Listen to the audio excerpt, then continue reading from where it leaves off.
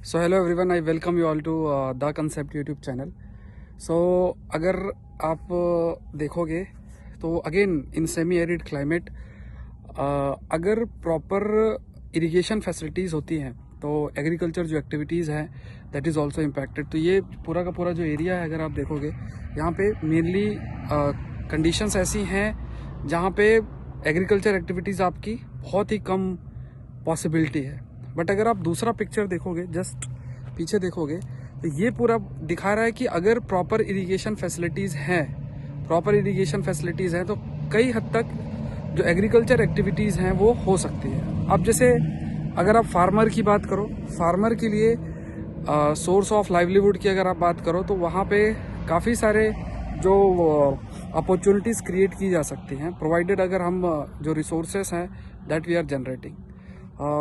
एक जैसे पीछे अगर आप देख सकते हो कि ये जो पीछे मस्टर्ड प्लांट्स लगे हुए हैं, काफ़ी ज़्यादा डिमांड इनकी होती है।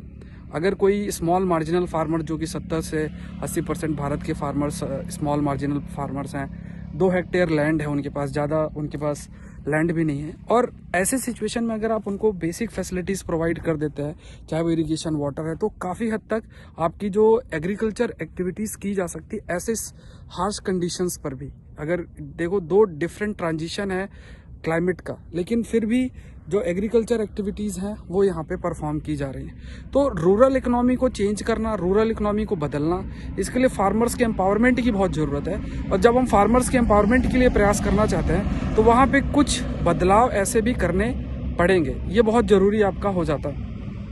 सो ये एक ऐसा कदम है, जैसे हमारे देश के अंदर जो एग्रीकल्चर होता भी है वो एग्रीकल्चर मेनली हम मोनोकल्चर पर ज़्यादा फोकस करते हैं, क्रॉप ग्रो कर दिया।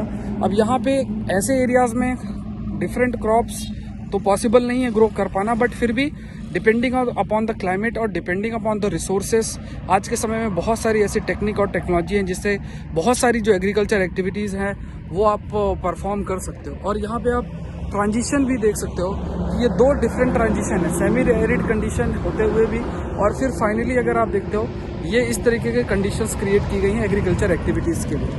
तो ये यहाँ पे स्टेट गवर्नमेंट, डिस्ट्रिक्ट एडमिनिस्ट्रेशन और वी कैन से जो आपके सेंट्रल गवर्नमेंट है, सबका एक इम्पॉर्टेंट रोल बन जाता है।